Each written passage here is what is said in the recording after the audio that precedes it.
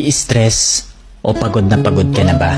Gusto ko lang ipaalala sa'yo na kahit gaano ka ka-stress ngayon, wag na wag kang sumuko sa mga pangarap mo.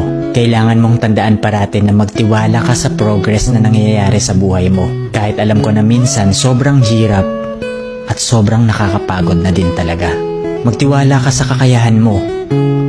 Ang dami mo nang nalagpasan na mga malalaking problema dati. Ngayon ka pa ba susuko?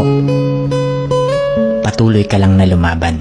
Yung pakiramdam mo ngayon na nahuhuli ka na sa buhay, siguro dahil nakikita mo yung mga kakilala mo o yung mga kaibigan mo, pakonti-konti may na-achieve na sila. Parati mong tandaan na lahat tayo ay may kanya-kanyang timeline sa buhay.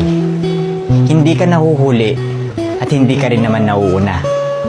Kung nasaan ka man ngayon sa buhay mo, yan ang lesson at experience na kailangan mong pagdaanan ngayon. Lahat tayo ay may sariling kwento sa buhay na makaka-inspire ng ibang tao. Sarili mong kwento yan.